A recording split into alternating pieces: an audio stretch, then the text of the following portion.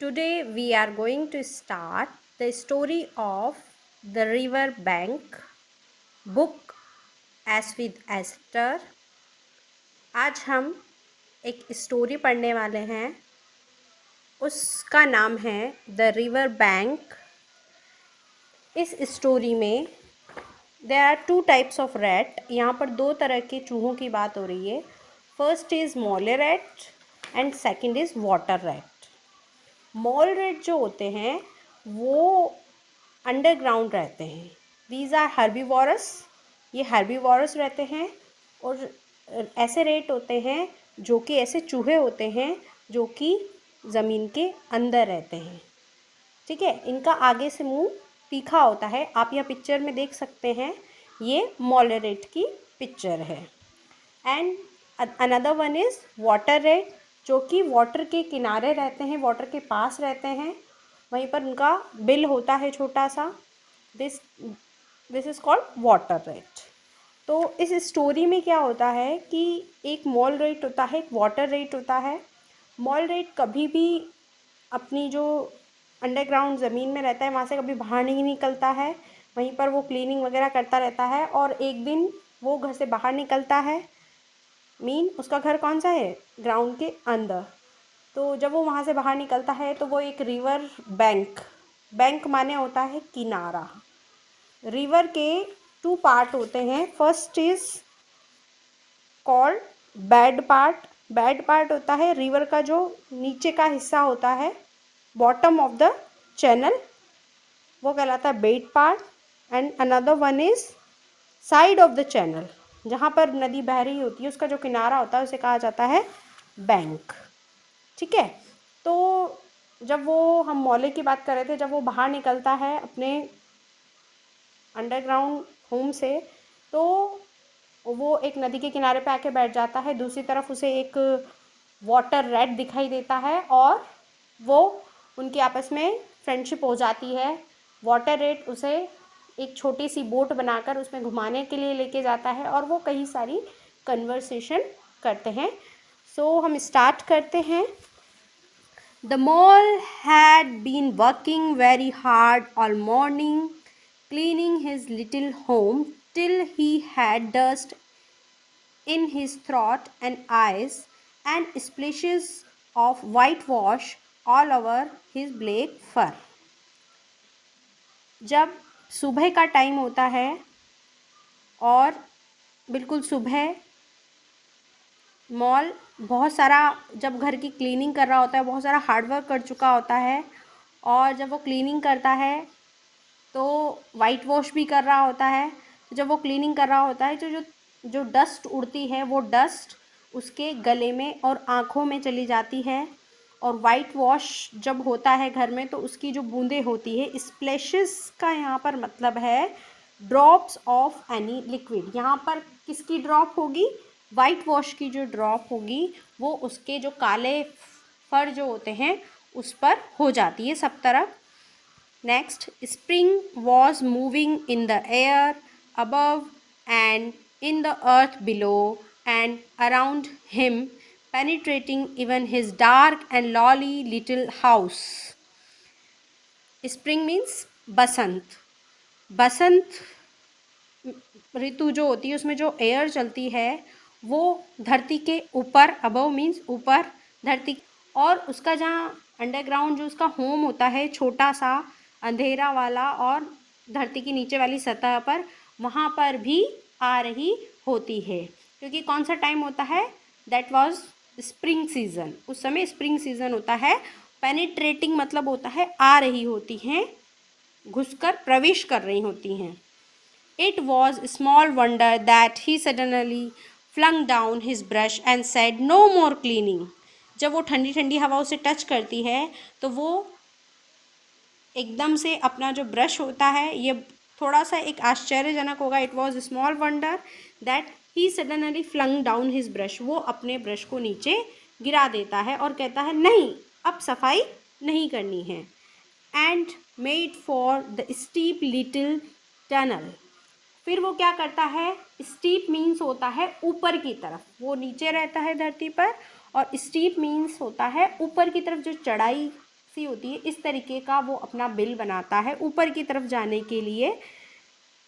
Made for the steep little tunnel, यानी कि ऊपर की तरफ वो एक छोटा सा छेद बनाते हुए ऊपर की तरफ आता है। Which took him to the surface of the land, जो वो छोटी सी टनल होती है वो उसे लैंड के ऊपर ले आती है, यानी कि वो अब सरफेस पे आ चुका है, लैंड की जो सरफेस है। So he scraped and scratched and स्क्रैबल्ड till at last with a pop, फिर वो अपने आप को साफ करता है। स्क्रैप्ड मीन्स है क्लीन, इस तरीके से रगड़ के वो अपने आप को साफ करता है। एंड स्क्रैच्ड खुरचता है, एंड क्योंकि वो गंदा हो रहा होता है, बिकॉज ऑफ वो क्लीनिंग कर रहा होता है तो वो गंदा हो रहा होता है, तो वो अपने आप को साफ करता है। And स्क्रैबल्ड till at last with a pop, फिर वो अपने हैंड्स को, हाथों को और पैरों को बहुत जल्दी जल्दी मूव करवाता है, तो क्या होता है उससे उसकी सफाई हो जाती है। His snout came out into the sunlight and he found himself rolling in the warm grass of a great meadow. फिर वो उसका जो आगे का मुंह जो होता है, जिसको वो डिगिंग करने के लिए, यानी कि कहीं पर भी अपने लिए घर बनाने के लिए, ऊपर जाने के लिए, खोदने के लिए जो काम में लेता है उसे कहा जाता है स्नाउट। तो जब उसका मुंह होता है वो ऊपर की तरफ, जैसे ही वो लैंड पे आता है उसके मुंह पर सनलाइट गिरती है और वो अपने आप को जो घास का मैदान होता है, ग्रेट मैडो मीन्स घास का मैदान जो होता है, गर्म घास का वो मैदान, वहाँ पर अपने आप को पाता है। He thought his happiness was complete when suddenly he stood by the edge of a full-fed river. वो सोचता है कि अब उसे बहुत खुशी हुई है और उसकी खुशी पूरी हो गई है, क्योंकि वो अपने आप को एक नदी जो रहती है उसके किनारे पर पाता है। Edge of a full fed river. Never in his life had he seen a river before, and the mola was delighted by the side of the river he trotted as one trots. Never in his life, उसने अपनी life में कभी भी नदी को नहीं देखा था, किस तरीके का मौसम होता है वो नहीं देखा था। क्यों नहीं देखा था? Because he live under the ground. And Mole was delighted, Mole बहुत खुश होता है। By the side of the river he trotted as one trots, फिर वो नदी के किनारे किनारे जंप करता हुआ, फास्ट ऐसे बाउंस करता हुआ निकल जाता है। ट्रॉटेड मीन्स बाउंसी मूव, जो उसके जल्दी जल्दी वो मूव करता है उसे बोलते हैं ट्रॉटेड।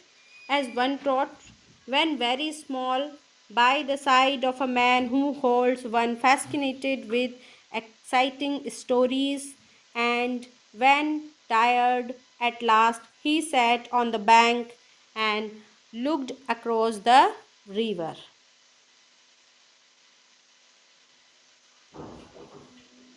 रिवर की साइड में वह छोटे छोटे जंप लेते हुए, मीन्स व्हेन वेरी स्मॉल, एक तरफ तो ऐसा लगता है कि जैसे छोटा बच्चा चलता है उस तरीके के जंप लेते हुए, फास्ट बाउंसी स्टेप लेते हुए चलता है, और दूसरी तरफ ऐसा लगता है जैसे एक आदमी चल रहा हो। Bye the side of a man who holds one fascinated with exciting story, जैसे कि कोई आदमी बहुत सारी आकर्षक कहानियाँ, exciting stories, fascinated means charmed means आकर्षित करने वाली जो कहानियाँ हैं उनको ध्यान में रखते हुए चल रहा हो। And when tired at last, और जब वह थक जाता है तो वह किनारे पर बैठ जाता है। He sat on the bank and looked across the river, और रिवर की दूसरी तरफ देखने लगता है। A dark hole in the bank opposite, just above the water's edge, caught his eyes, and dreamily he considered what a nice and cozy dwelling place it would make for an animal with few wants and fond of a riverside residence. Bank के दूसरी तरफ एक dark hole की तरफ वो देखता है। Cot his eyes means यहाँ पर है उसका जो ध्यान है वो उस डार्क होल की तरफ जाता है जो कि वाटर की ऊपरी सतह के पास है, और वह यह सोचता है कितना अच्छा, व्हाट अ नाइस मतलब कितना अच्छा, एंड कोजी ड्वेलिंग प्लेस मतलब आरामदायक, कोजी मीन्स आरामदायक रहने की जगह है, ड्वेलिंग प्लेस मतलब आवास गृह, रहने की जगह है जहाँ पर रहा जा सकता है। यह it would make for an animal with few wants, यह उन जानवरों के लिए बनाया गया होगा, and fond of a river side residence, जिन्हें की नदी के साइड में रहने की इच्छा होगी या जो चाहते होंगे नदी के साइड में रहना, उनके लिए बनाया गया होगा। Thank you.